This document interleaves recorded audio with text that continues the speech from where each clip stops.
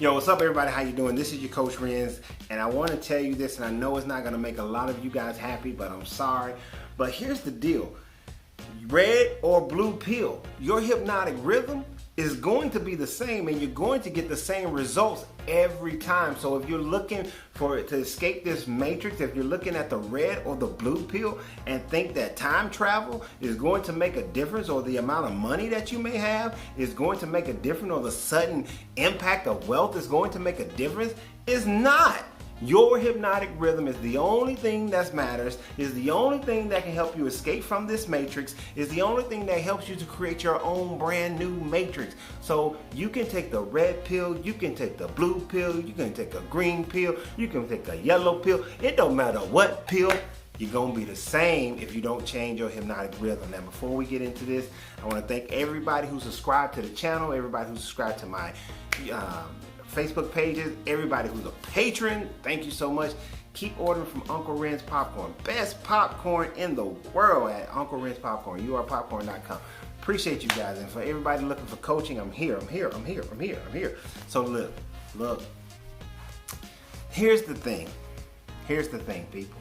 I see these memes all the time that keeps coming up talking about some, hey, you can take the red pill and go back to when you were 10 years old and have all the knowledge that you have now and be 10.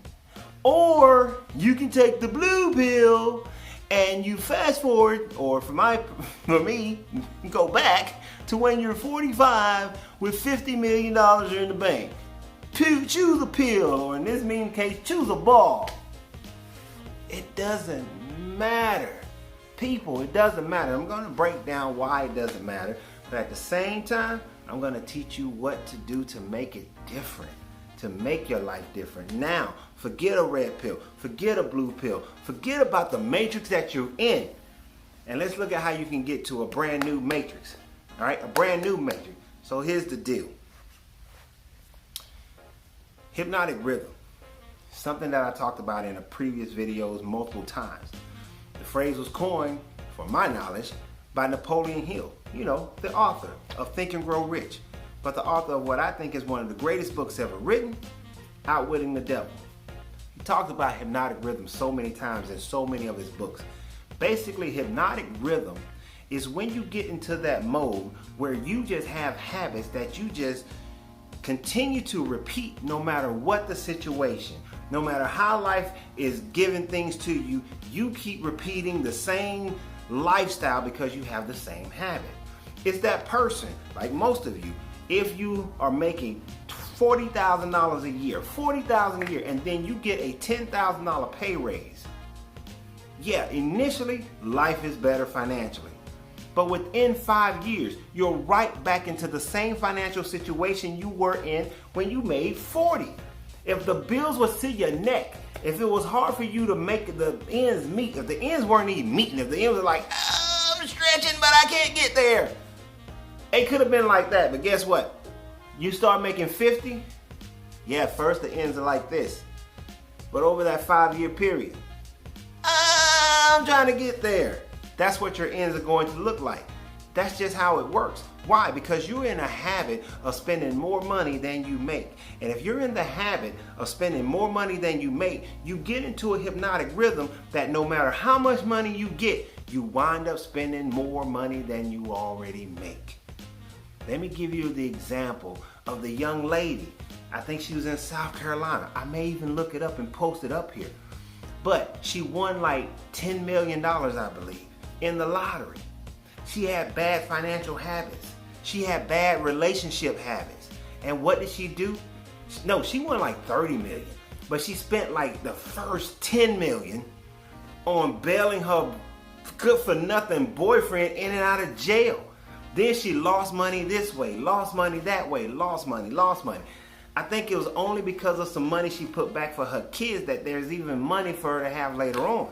Why? Because she had bad financial habits before she got the money. So even if you took that blue pill and you got that 50 million, guess what? Whatever your habits are, you're going to revert to those habits. You're going to maintain those habits, not revert, but you're going to revert your lifestyle to that one. You just, hey, look, you might be you in super debt right now. You just gonna be, instead of being in $80,000 of debt, you would just translate that into like $80 million in debt. And I know you're saying, no, if I have $50 million, I'm just gonna live off the interest. I'm gonna put that into an account that gives me 10% per annual, let that compound. 10% of 50 million is what, 5 million? I can live off 5 million. I'm just gonna take that 5 million. I'm gonna keep living off that 5 million. And then I won't even have to worry about it. No, you're not. You're gonna dip into it. Cousin this, cousin that, mama this, mama that, invest this, invest that. I want to live the high life, champagne ballroom all the time. You're going to do whatever it is you're doing now to waste money, you're just going to do it then. And you're going to find other ways to waste money. Let me buy this car, let me buy that car. Now I'm a collector of cars now. Now I'm a collector of this, I'm a collector of that. Oh, we travel the world like this, this, and this. That's what happens to you. And the next thing you know, boom, now you're out of that money. That's why many people who win the lottery end up being broke, because they have broke habits beforehand. They're gonna have broke habits when they get that money. So even if you took the blue pill, the blue ball, and you got $50 million in the bank, you 45 years old, but you got 45 years of bad financial habits, bam, you're gonna be broke in 10 years. You're gonna be struggling in 10 years. Look at how many people who are famous rise up in money, and it takes some calamity for them to change and not be broke. Mike Tyson wasted $300 million. I gotta have a pet tiger. What? Really? Come on, man. Money Mayweather may be money broke 10, 15 years after retirement. Really? It's very, very possible, because his spending habits he have now may and probably will continue on thereafter, because he has bad spending habits. So if he makes a wrong turn here, a wrong turn there, a bad business deal here, a bad business deal there, and it eventually breaks him, then he's not going to be able to make that money back, because he doesn't have good money habits. Not good spending habits. Not the way he shows his money and the way he claims he spends it. It's not going to happen. Same thing happens with relationships. It doesn't matter. So even if you went back in time to when you was 5 years old, 10 years old, I think is what it said, 10 years old, and you have the knowledge that you have now. The knowledge that you have now is not causing you to make more money.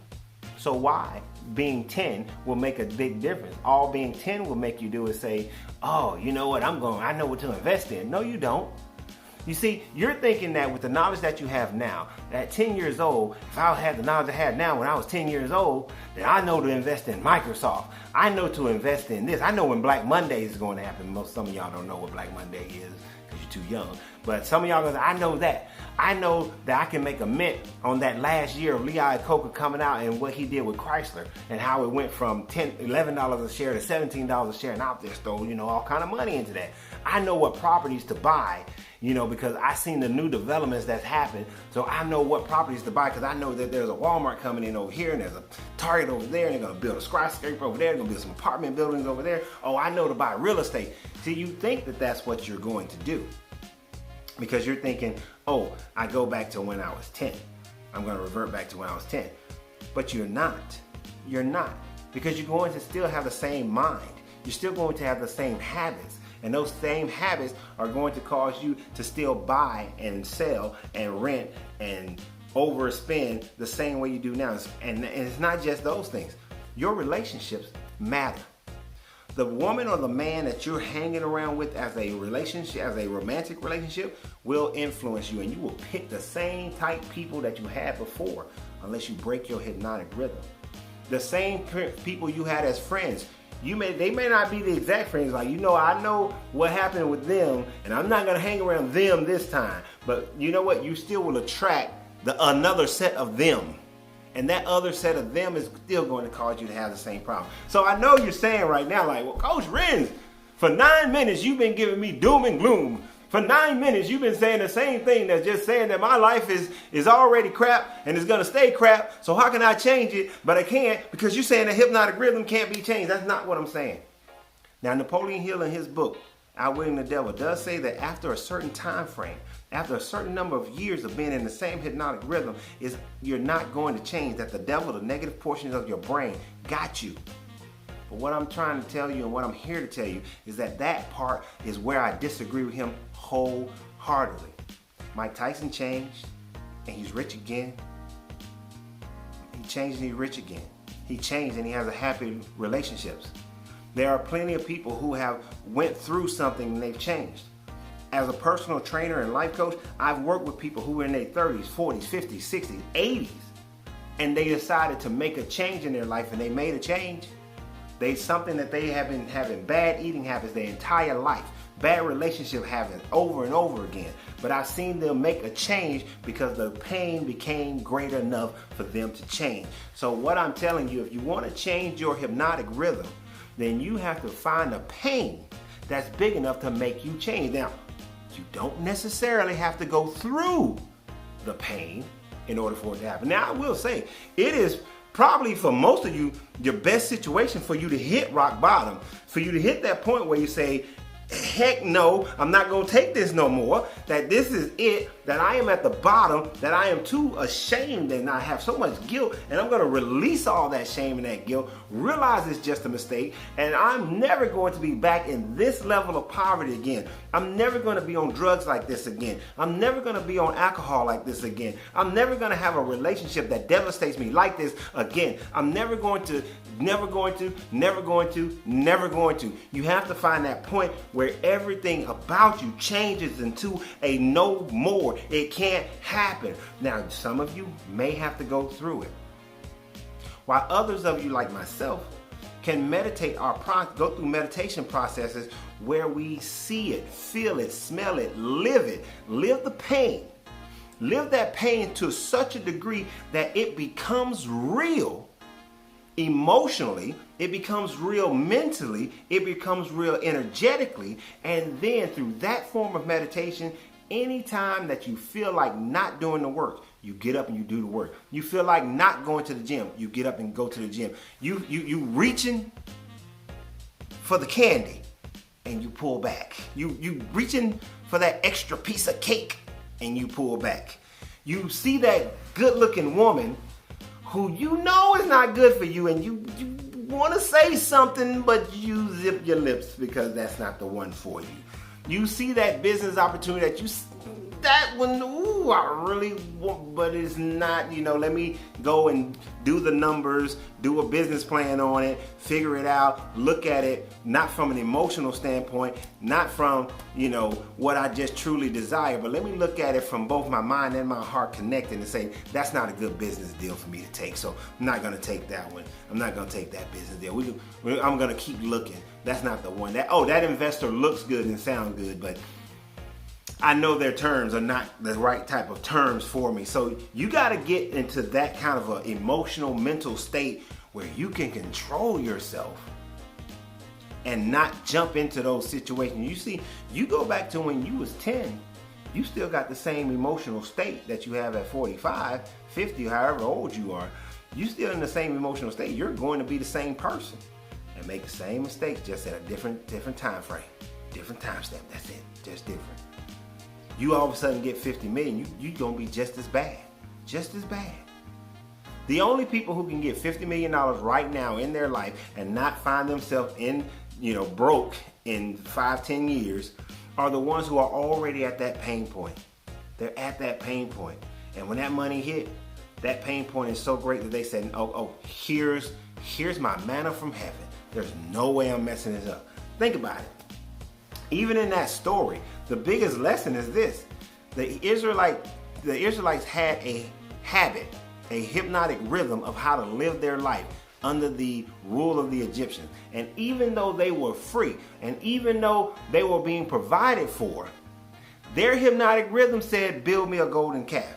Their hypnotic rhythm said, this manna, I'm tired of eating manna. We used to eat this when we was in Egypt. We used to eat that when we was in Egypt. Now, I'm not casting any stones at Egypt. I'm not even singing praises for anyone who's an Israelite. All I'm saying is what the story is telling you, and then what you can learn from it. Not you got to be that religion. I am never promoting anybody's religion. I'm just telling you what you can learn from the story. So let's not get into that, because that's a hypnotic rhythm too. That's a hypnotic rhythm of, something to fight about. I'm living my life. I'm kind of miserable. I don't really like my job. Can't stand the woman I'm with. Don't like where I'm living. But I can fight about this. all the time. As soon as I see an opportunity, let me fight about it, because my life is really not moving the way I want to move. I might show some things that look like it is, but in my private life, in my back of my mind, I'm really not that happy. So let me find something that I can just keep arguing about. I can keep being angry about. I can keep saying, look at those stupid people. Look at them dumb people. These people really think this. These people really think that. That's the hypnotic rhythm as well. That keeps you from moving forward. That keeps you from saying that, you know what? What's best for me? What's going to make my life great? Oh, this is the situation that makes my life great. This is another key thing here. When you go through the pain point, now that's a great one. Most people deal with pain. You got pain. That pain keeps you moving. That pain keeps you moving. And you keep focused on that pain. You don't lose your momentum. But eventually, you're going to be tired of having to feel that pain. So then you want to move and transmute that energy into that heaven. What does that heaven look like? If heaven is all around me and inside me, and I am the creator of my life and the creator of my universe, then how do I get that? What does it look like for me? You know, I used to do this exercise with teenagers when they would ask me the question. They would say, like, you know, what is heaven like? And I would tell myself, okay, I want you to sit there. I want you to close your eyes. And I want you to imagine a place that is the best place you've ever been. Like, put everything that makes you happy in that place. Put all your family that you love that makes you happy, not the ones that make you sad and angry. Put all your friends that makes you happy, not the ones that get on your nerve and backstabbers. Put all the best food, put all the fun things you like to do. Make everything accessible of what you love that just gives you joy and happiness all the time, constantly. That's heaven. That's heaven. What gives you that joy, peace, love, happiness, elation all the time. That's heaven. And you just loving yourself, and you just loving your environment. Your whole universe is just love, love, love, love, love, love, love, happiness, happiness, fun, fun, fun, fun, fun. See that, imagine that. And I would have them do that for like 10 minutes, and they would be smiling, and when they talk about it, they're all excited, and each one of them have their own versions of what was going on, and they would share their own versions of what's going on. And then I would always tell them, here's the thing. Heaven is at hand. Heaven is inside you and all around you. It's not something that you have to wait for. It's something you can have right now. And that's what I'm telling you guys. Take that time, get that point of so much elation that a tear comes out your eye, because you recognize that you can create your universe. You're the master of your own current universe, and you can have heaven right now. But you gotta see it, believe it, smell it, feel it. You gotta touch it. You gotta be totally enveloped into it in order for it to become reality, in order for it to happen. You know, I told you guys on a video not too long ago that in, I think it's John, like 1 John 14, 1 John 24, one of them, where he said that ask anything in my name, but you haven't asked, and that's why you ain't got it. And then, but it cut out before the 4th century. It used to say, you haven't asked in earnest. You haven't asked without having a secondary plot or plan. You haven't asked without having doubt. And you haven't asked with the fullness of your heart as if it is already present. Before they edited it, it used to say it that way. In the Gospel of Thomas, it said when the mind and the heart, the two in the house, become one, when you unify the thought and the emotion, and then you tell the mountain to move, it will move. Because for it to become one in the mind and in the heart, you gotta live it, you gotta feel it, you gotta smell it, you gotta know it. You gotta, as Elder T used to say, you gotta know it in your knower. I used to always, what's a knower? You know, but it's that part that's like, I know that I know that I know that I know that I know that I know that I know. That's your knower. When it's deep, deep, where it doesn't matter. When I look at the sky and I say in Lorenzo's universe, the sky is purple, and everybody else can be saying, nope, it's blue, nope, it's blue, nope, it's blue. I don't care. In my universe, the sky is purple, because I know that I know that I know that I know that I know that I know, because I see what I know. And I see it with my third eye, not with my two eyes, because when your single eye is clear, then you will have that vision that you're looking for, to be able to see your life exactly how you want it. And when you're living it, then all of a sudden you start doing it. And you may say, oh, I'm blessed, I've been blessed, and it came down, it was a blessing because I'm faithful, it was a blessing because this or that or whatever. It doesn't matter. I don't care how you categorize it. All I know is that when you believe in it strong enough that it is just as real as that right there, then you know that you know, and it happens. It manifests for you. That's why most people who try and talk about how they manifest don't really manifest. That's why they don't, because they don't really know it. They don't really believe it. They got that one seed of doubt in the back of their mind, that one seed of doubt emotionally in their heart that keeps them from ever seeing it. And that one little speck of doubt will always prevent you from doing it. So look, it doesn't matter if it's the red ball. It doesn't matter if it's the blue ball.